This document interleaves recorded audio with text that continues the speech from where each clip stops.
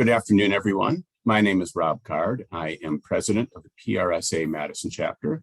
I'm also director of PR and communications at Destination Madison in Madison, Wisconsin. Excited to welcome everybody here today for this excellent conversation and presentation on ethics. Before we start, I am compelled to read PRSA's antitrust compliance statement, something that we've been doing for a while here that lets people know that we are open to anyone and everyone. So PRSA's policy is to comply with federal and state antitrust laws. Participants in PRSA meetings and programs are not to discuss industry-wide or individual company prices, current or projected, or matters relating to pricing such as cost, profits, wages, market allocation, or other competitively sensitive information. Compliance with the antitrust laws is a requirement for PRSA membership, and responsibility for compliance rests with each member. Participants have an obligation to terminate any discussion, seek legal counsel's advice, or if necessary, terminate any meeting if the discussion might be construed as to raise antitrust risks. That actually sounds like a very ethical thing to do. So it's on message for this discussion. As we get ready to kick off, I would like to remind everyone that please keep your microphones off. I will try to mute you as best as possible if things do pop on. Also, you're welcome to keep your cameras on or off. This discussion will start with a program, a short program, but is ultimately going to be very interactive and conversational. And I have been assured there are even a couple of brain pretzels, and what those are, we will find out. What a brain pretzel is, we will find out for those of us who are only recently educated as to what a brain pretzel is. But it sounds really fun, really exciting. And I am happy to turn things over to Angela, our PRSA Madison ethics officer, and she will introduce today's speaker and program. Thanks, Rob. Good afternoon, everyone. We're so glad you're here. It is my pleasure to introduce Lynn Perez-Hewitt to you today. She is an experienced communications practitioner and a longtime PRSA member. She's an APR, accredited in public relations, and a recipient of the Southern Arizona chapter of the PRSA of America's Lifetime Achievement Award. Lynn joined PRSA Madison in 2020 and is active with our APR and awards programs. She holds a master's degree in educational leadership from Northern Arizona University and a communications and English double major from Bradley University in Peoria, Illinois. She's past president of the Southern Arizona chapter of the Public Relations Society of America, also past president of the Tucson American Marketing Association. For 2 years, Lynn served as co-chair for the annual professional development retreat for the Denver chapter of PRSA. Lynn, thank you so much for being here, and the floor is yours.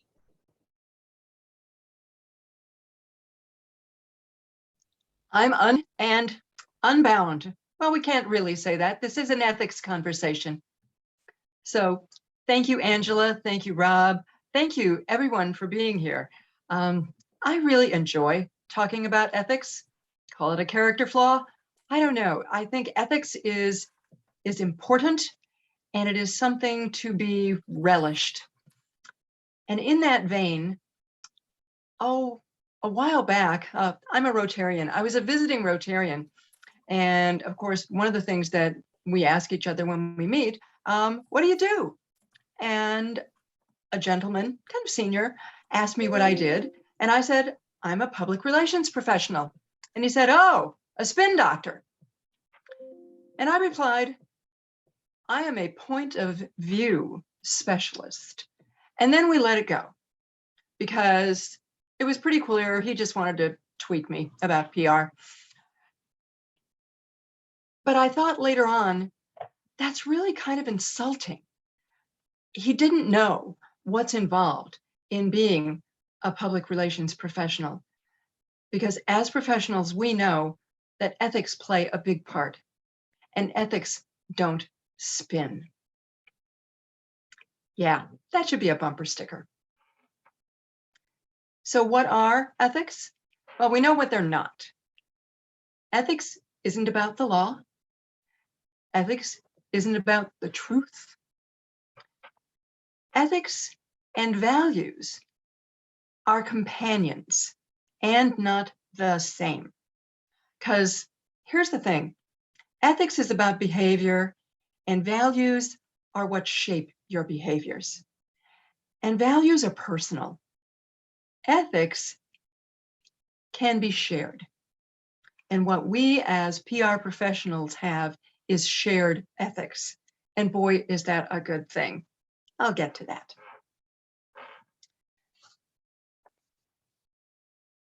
Ethics, because they're shared, I think, represents the true north on our professional compass. And guess what? I have a compass. I actually do. I have a real compass. And true north, magnetic north, it's a good thing to have because we live in a VUCA world. And if you're not familiar with VUCA, volatile, uncertain, complex, and ambiguous. In a VUCA world, having an ethical code is a really, really wonderful thing. Having an ethical code is really like eating broccoli. Okay, for those of you who are not broccoli fans, why broccoli? Broccoli is loaded with antioxidants that fight free radicals. Broccoli boosts your immunity. Broccoli improves your bone health. So we're fighting radical behavior. We are protecting ourselves. And we're building a strong framework. So yeah, eat that broccoli. Bring on the broccoli. Bring on the ethics. So when we're faced with problems, every problem has an ethical component to it, some bigger than others. So our textbook, yeah, good old Cutler and Broom, talks about ethical philosophies. These are fun. So the utilitarian philosophy,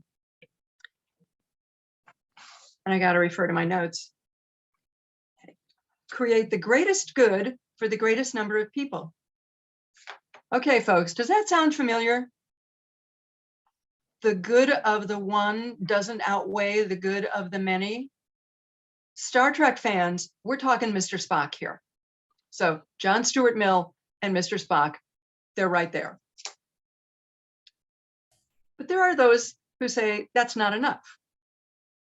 Then we go to, I love this word, deontological ethics. This one comes closer to home. Be guided by duty and not consequences.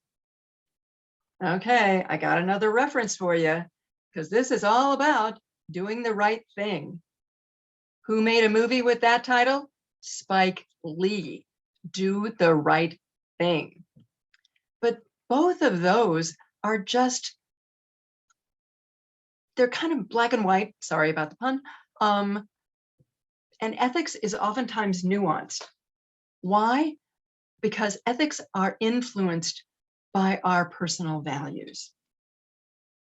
So consider a punch bowl. You're at an event. It's a big event. If you work in a corporate environment, it's a corporate event. CEO is there, important people. If you're a nonprofit, it's a donor event. It's a big money event. You walk by the punch bowl, and floating in the punch bowl is a butterfly. Okay. You pull the butterfly out. You hope nobody's looking. Do you continue to serve the punch? What if it's something bigger than a butterfly? What if it's something really awful, like a rat? Do you just pull it out and dump in a bunch of Everclear and say, okay, 100% alcohol is going to kill everything? It's okay. We don't want to freak anybody out. Or do you do what Tylenol did when a bottle was tainted? They pulled the product globally. Kind of huge. Ethics, values. That one is not the brain pretzel.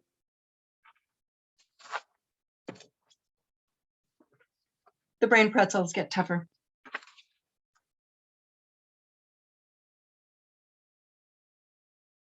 The reason they get tougher is because we can take it. PR professionals, we're the conscience, the professional conscience of our organizations. Maybe we didn't ask for it, but it comes with the territory. And we are expected to be advocates for that conscience. The good news is we don't have to make this stuff up. The good news is, and Angela's put this in the chat. I don't know if you can read this. PRSA's Code of Ethics. When in doubt, turn to the code. When in doubt, remind people who may question you that you have a professional code of ethics that, oh, by the way, you are bound to follow and abide by. And that's a good thing. So, yeah, I'm seeing the chat. This is good. So let's bring on the first brain pretzel. And this is where we can get into some discussion. And this is a real situation, although I don't have an outcome for it. A lot of ethical challenges come when money's involved or law. We live in this VUCA environment. Having moved here from Colorado, one of the real challenges to professionals, PR professionals, and to fundraisers was legal marijuana. Okay. Do you represent a marijuana business? If you're a nonprofit, do you accept marijuana money? Anybody want to weigh in?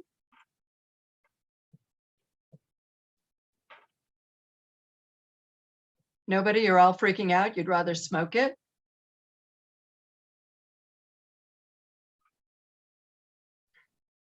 It's an interesting question because it can vary. The perception can vary based on what state you're in, potentially. So it's legal in Colorado. Do you accept it? Yeah.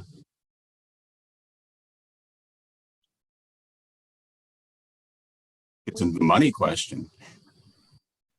Does it also depend on what type of organization you're working for, who your target audiences are, and what your mission is? Is there a difference if you are a local only organization or a national organization? Then do you want people to comment in the chat, or do you want them, Rob, do they have the ability to turn on their camera and talk freely? Yes, everyone has the ability to turn on the camera and talk freely, or leave the camera off and talk freely, or put something in the chat. So all kinds of communications options here. Excellent. Thank you. And let's make it even more fun. So, okay, you can't accept the money from the actual marijuana organization, but what about from the CEO personally?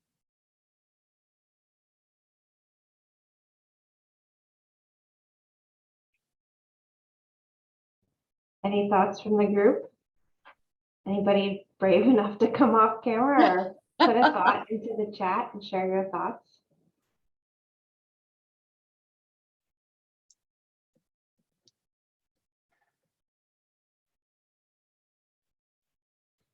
Everybody just freaked out about the idea.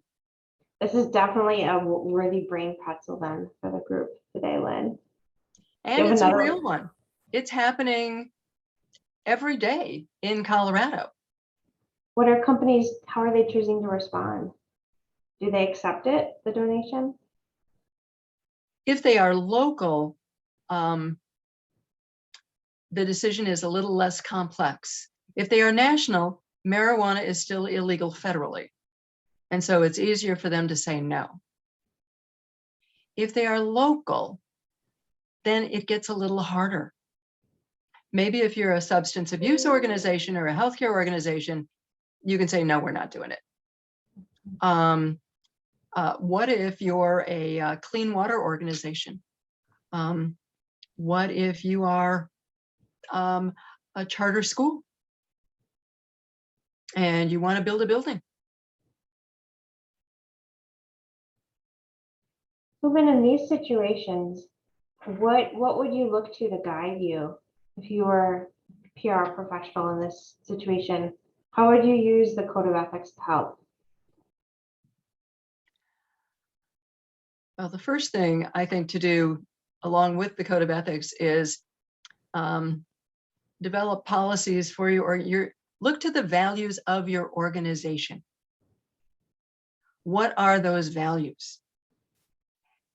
And do those values support then an ethical decision one way or the other?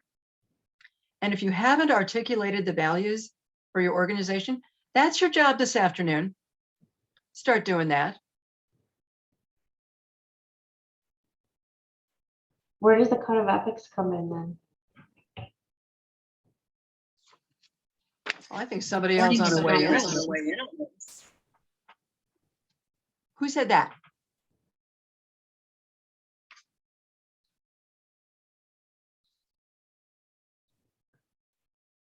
I've just been a double echo in the Zoom chamber.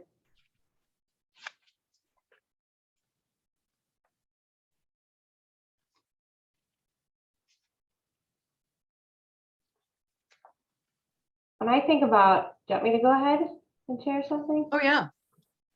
When I think about the code of ethics, one of the things that I try to do in a situation where I don't know what to do is I just skim through the whole code.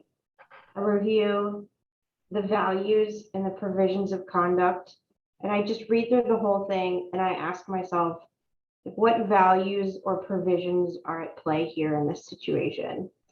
So in this theoretical brain pretzel we have,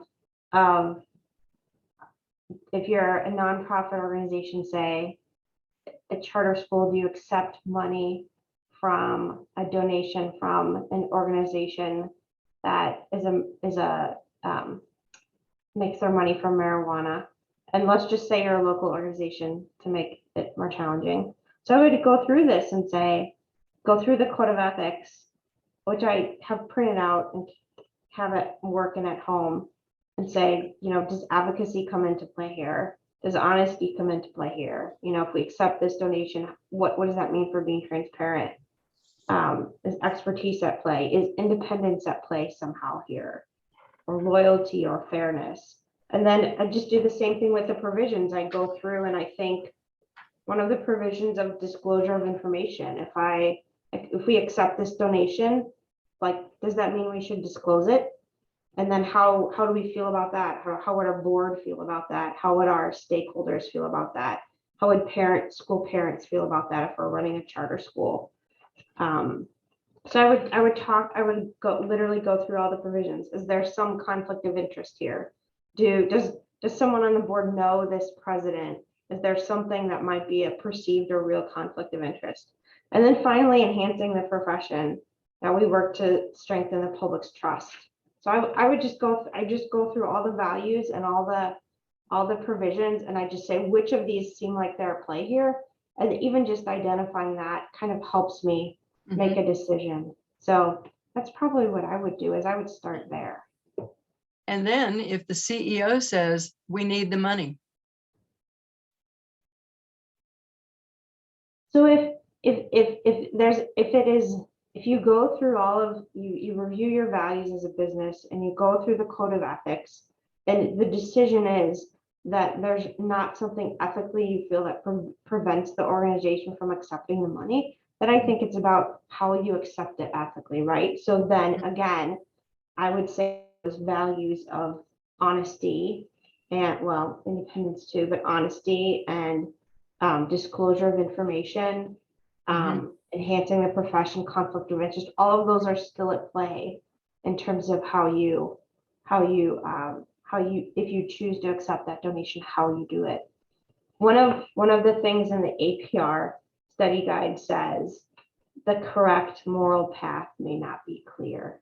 And to me, this situation just seems to be spot on for that statement. And a lot of it, I think, is dependent on the specific situation. So I'm sure no one wants to hear me talk more. Does anyone want to share a comment in the chat or a war story? Or come off mute to share? Yeah. Have you been through something and turned to the code of ethics?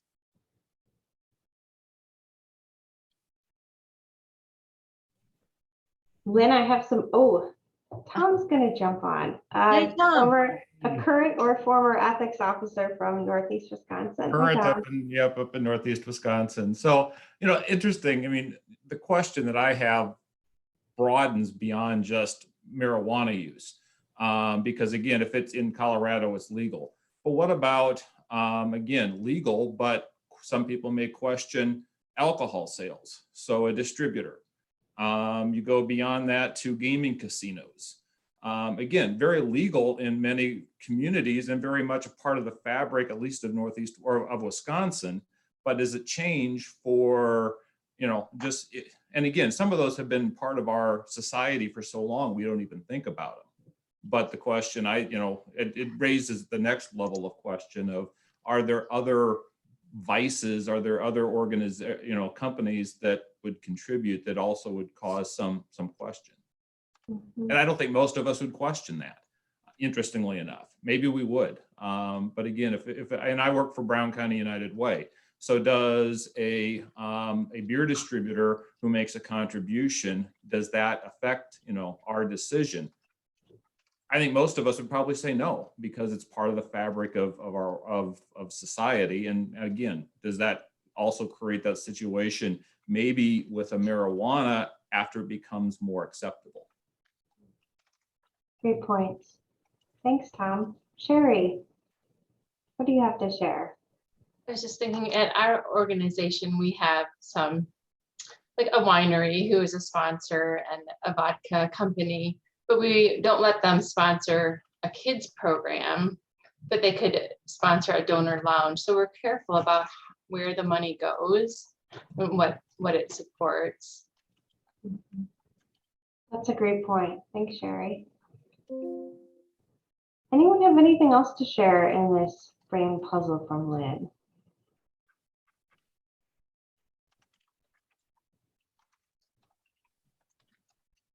I'll jump in. I'm not sure how applicable it is. It is a bit. I remember one of my early PR positions, the company I was with represented a major international tobacco company, Big Tobacco, right at the time when these firms were we were losing lawsuits for deceptive advertising practices related to health, were being more regulated by government. And I guess there's an opportunity to have an ethics position with it, in that the company asked individuals within the firm who was comfortable and who was not comfortable working with that kind of a client. So the company took on the client, but left it up to individuals about whether or not they wanted to support the messaging efforts for that type of client. So I guess it was an internal individual ethics position, so it didn't necessarily affect the work the company did. Certainly, I suppose if somebody felt strong enough that they didn't want to be at a company that had that type of a client, that would have been a different issue. But it was interesting that the company did allow you to have your own individual ethics approach to that client work. And there were no repercussions professionally on you if you stepped back from it? There didn't seem to be. So that was a concern, and it did, cross my mind. Like and I chose not to be involved with it. And I said, if I'm not involved with it, I thought, will that affect other client opportunities I would have within the company? Um, it was an interesting decision too, because, I asked for more details about what the specific work would be, because maybe there was something within that would not conflict with my ethics or the perceived ethics of the time. And the response I received from upper management was either you are for or against it, or whatever. It's a yes or no. Either you're comfortable or you're not. So there was no shades of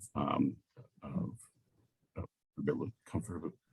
No shades of gray. We'll go with that word. And anyway, but ultimately, I don't think there was a big repercussion for not joining that team. Yeah, I mean, I find ethics to have a lot of nuance, even though they are consistent. And that's where the values come into play. Your values help to shape your ethical response. That's a great point, Lynn. I have some questions for you in the hopper. Do you have another brain pretzel first, or do you want me to?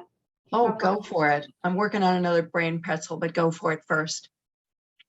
So if someone identifies an ethical issue, if there's something going on at work and they just get this icky feeling like something just feels off here, and they go to the code of ethics and they look through it, and they're like, oh, I think this might be a conflict of interest. They need to talk to someone, a supervisor, a manager, a director, a VP, maybe legal or someone about it. Are there any recommendations you can provide on how people can approach those discussions, how we can kind of arm ourselves before we go into that? Any thoughts on that? Yeah, it's interesting because you may not want to expose your concerns internally. That's why we have an ethics officer at the chapter, and every one of us should feel free to share an ethical challenge or concern with our ethics officer and get that perspective. Because once you have that, it may help you make the decision of going to your internal process and sharing your concerns. The vocabulary will be clearer for you. Maybe the issues will be easier to articulate. That's a great point, Lynn. And while we keep talking, I mentioned I do see a number of APRs in the group today. So if you have any thoughts on any of these topics, we welcome you to jump into the chat or take off your screen and share your thoughts on these topics. Having said that, Lynn, I do want to pull through on something you said, which is you talked about vocabulary and having the vocabulary. I think something that I found is that studying ethics through the APR process, but also having the code of ethics, it gives us as communications professionals, it gives us a vocabulary that we can use to identify kind of that feeling for what is off. Sometimes it's just like a gut feeling of like something doesn't feel right or something feels off, or I don't know if I feel good about this. Sometimes it starts as that feeling. Sometimes right away, I think that's potential conflict of interest, but sometimes you don't. And I think the code of ethics can be a resource for people in providing vocabulary to use, even in identifying for yourself, why does this feel off? It's because this might be an element of fairness here that I'm not sure how fair this is. Yeah. Or try playing this out in a scenario. Write the press release. Answer the reporter's questions. Stand up in front of the board of directors. Respond to a consumer board. Just think about how would that play out? Yeah, that's a great point. Lynn. That reminds me of something you said earlier. You were talking about how ethics is not the same as law. And I think it's so true, because sometimes when you're in the midst of one of these ethical situations, someone will say to you, or you even know, well, this is legal, like, right? Mhm. But that can be different than something being ethical. So can you just talk a little more about Sure, something can be legal but still not feel right. Um, you know, okay, the first thing that comes to mind, and maybe somebody will have one, there are some states where a 16-year-old can get married. Okay, who thinks that's a good idea? that? It's legal, but maybe it's wrong. And maybe it's not ethical to allow somebody who is that early on in development of their cognitive processes to take on the responsibility of being married. Anybody got a better one? Or just another one? I will say, Lynn, one of the things that brings to mind for me is, we've been talking about ethics. It's sometimes there do seem to be these shades of gray. Sometimes there doesn't seem to be an easy answer. Sometimes there is, but sometimes they're not. And one of the things that your point makes me think about is what's acceptable in different cultures. So, right, the variations of belief and norm in various cultures and kind of the role that they play too in ethics and what we think is, a good thing to do or not a good thing to do. So it's such a complex topic. Mm-hmm. Yeah, there you go with values. Mm-hmm. The Yeah. values say, no, it's okay. They can do it. Mm-hmm. Here's another question for you. If someone is just starting out in PR or communications, like if they could take one action on ethics that would help them the most, what would you recommend that they do? If they could do one thing, like after this call today. Yeah. This perhaps doesn't involve the ethical code.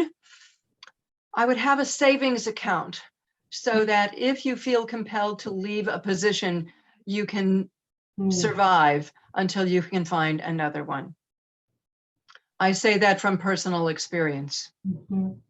Lynn, that's a great point. And I started out laughing when you were talking, and then I stopped because that's such a practical matter. I mean, ethics seems so abstract sometimes, but then when you're in the middle of an ethical situation and you realize that your job might be at stake because of that, ethics become extremely fundamental, and sometimes economic too.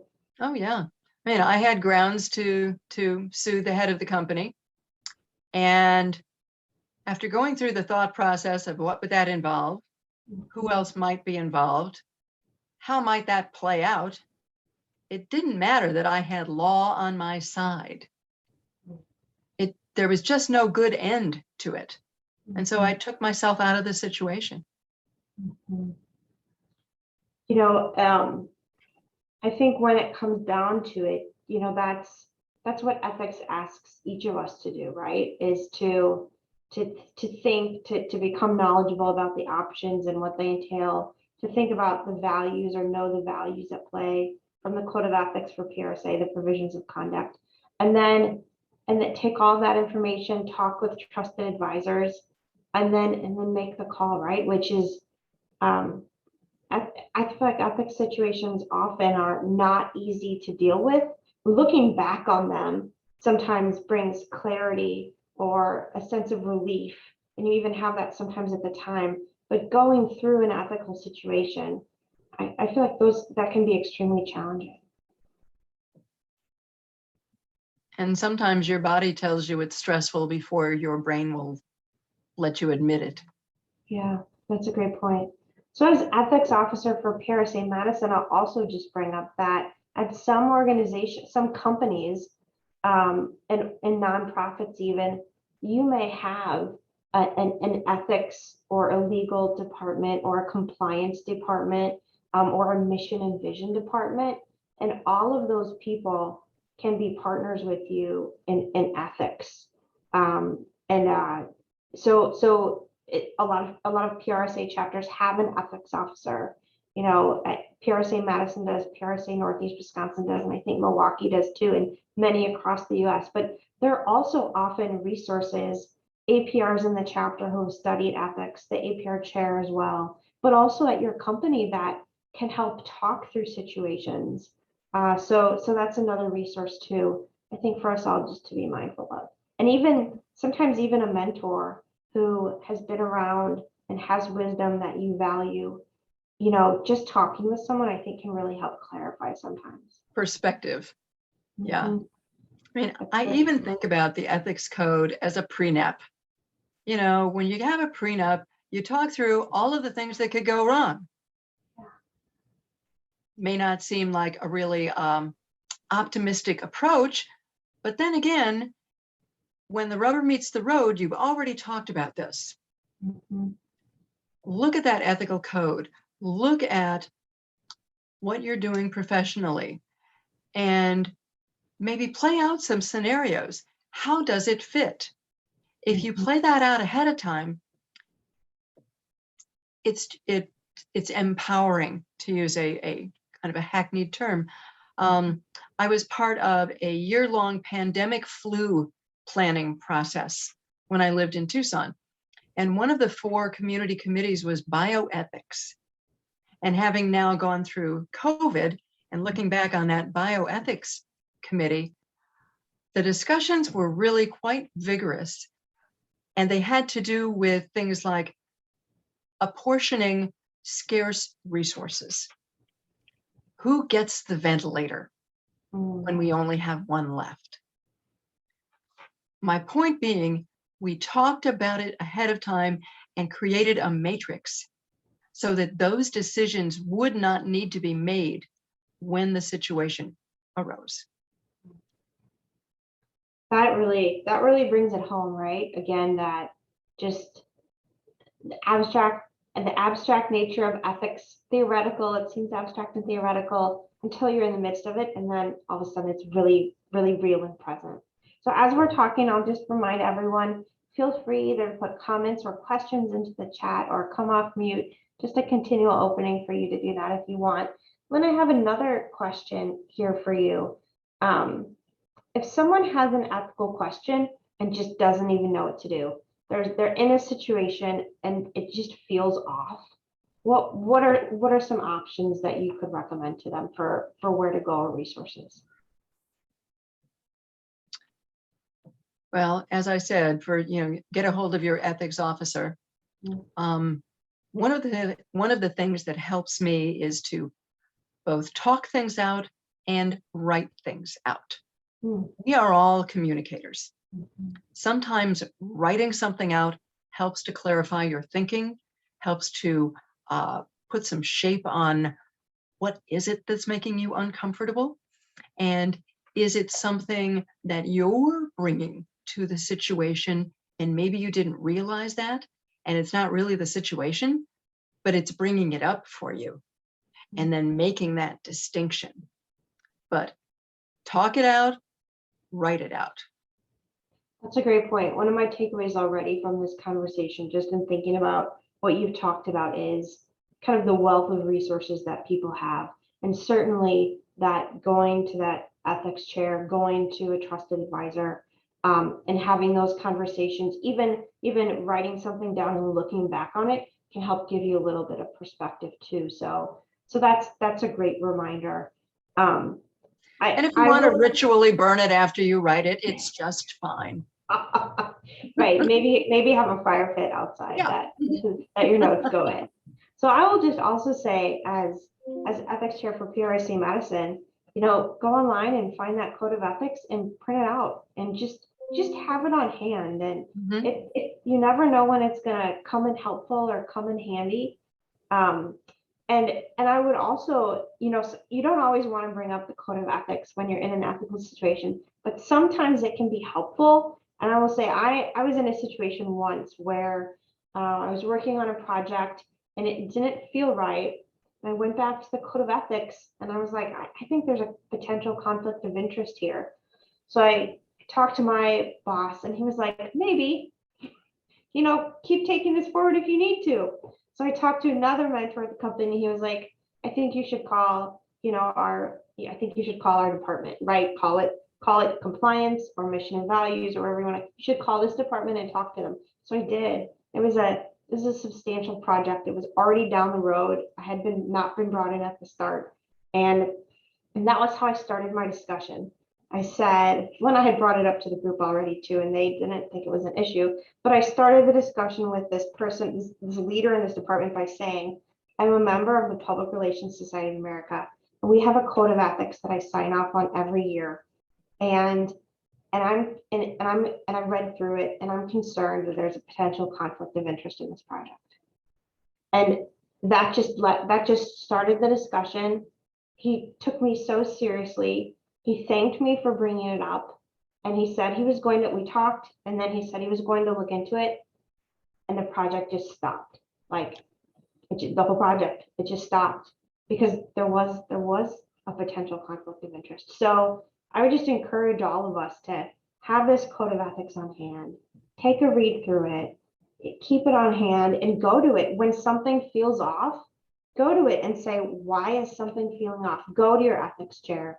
Go to the APRs in your chapter like Lynn, who have experience. So I just wanted to slip in a little ethics officer thoughts on that, Lynn.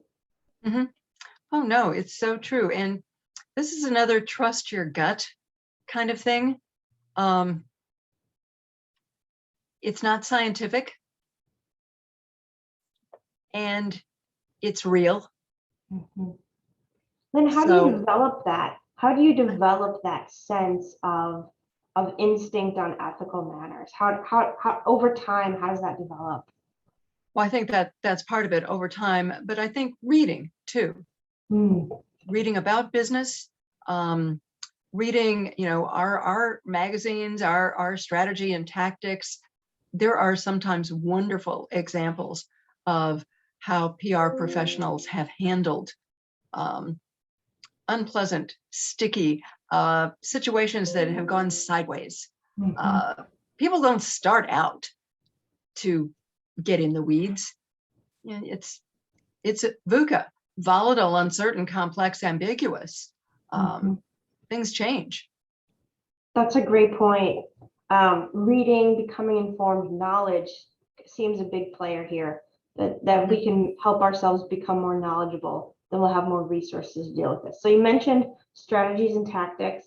PRSA has some other ethical resources too. I think there might be webinars up there, but certainly becoming knowledgeable. You mentioned to me, I know before the call, that you have your textbooks there right on hand for this session today. So that's something Absolutely. else to bring up too. Mm-hmm. Yeah, I mean, and granted, Cutlip and Broom didn't refer to Mr. Spock or Spike Lee, but those philosophies are right there.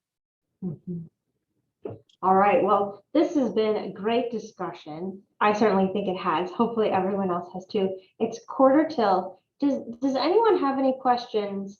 Oh, there's a comment here. The PRSA Ethics and Communications is a great discussion group to join via My PRSA, always offering suggestions and feedback. Thank you. What a great reminder of that. Oh, yeah. If anyone has other resources, please feel free to put them in the chat. Anything else come to mind for you, Lynn, in terms of resources? I just, building on the fact that we are a network of more than 20,000 professionals, and our forums are marvelous for fielding questions.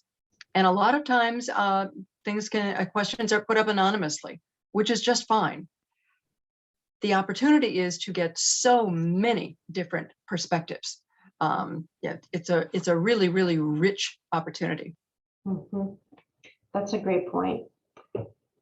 So as we're looking at the final element of time here, I just want to put it out here one final time. If anyone has any ethical questions or points that you want to bring up, now is the time to put them in the chat, or take yourself off speaker or camera and come in and ask a question. This is the time if you want the benefit of Lynn's valued many years of experience as a communications professional. Oh, Brian, thanks for joining. Hi.